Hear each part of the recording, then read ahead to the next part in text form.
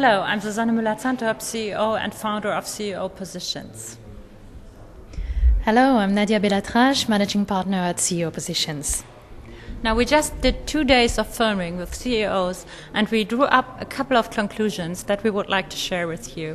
So when it comes to strategic CEO communications, what should CEOs and their communication teams look at? I guess we came up with 3 main points that we found are very important in our work. The first thing is that a CEO has the right to deliver his full message unedited to his audience. And the second point is that the audience, as opposed, has to be enabled, I would say, to listen and to really understand what has been said. And the third major point is that the CEO should be able to create trust and subsequent action out of what has been said.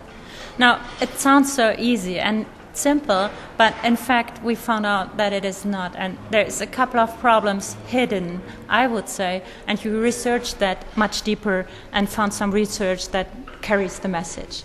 Absolutely. You see, the problem is, for journalists, the CEO is the object of the essay, not the subject, which means that by the time his message reaches the audience, it had been many times cut or edited in some shape or form. The second problem is that the audience is most likely to be overwhelmed with information already. There's not just one way of communicating a message for a CEO.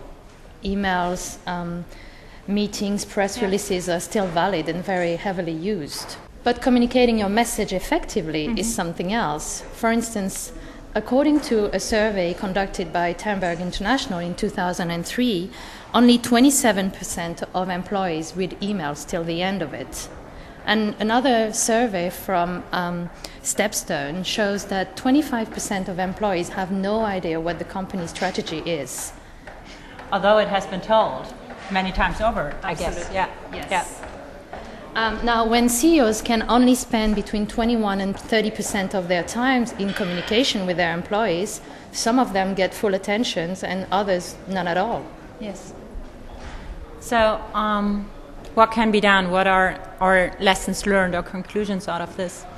I guess it's 3 things. The first thing is a CEO and his PR team or her PR team have every right to be the subject of what happens and not the object of a medium or some rights owner. The second thing is that we have to take into account that only, let's say, 35% of people, or 37, read their emails to the end. But on the other hand, 92% of people pay a lot more attention when they see someone, when it's like in school.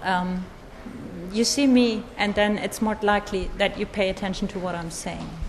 And since we have new media, since we have multimedia, since we can do online video, we should really use this medium in order to increase the level of attention that people are paying to one's message.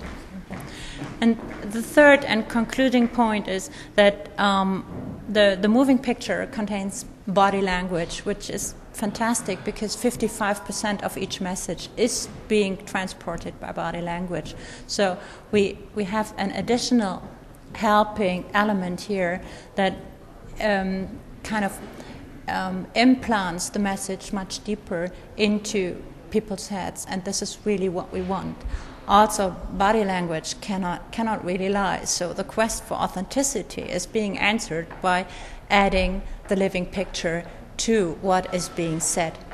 So we encourage every CEO to stand in, to speak out, because we have learned that successful CEOs really do exactly this, and they show themselves, they present themselves as authentically and as realistic as they are. So if you'd like to experience how a positioning interview can enhance or simply refresh the way you're communicating to your audience, whether it's an internal or an external audience, contact us.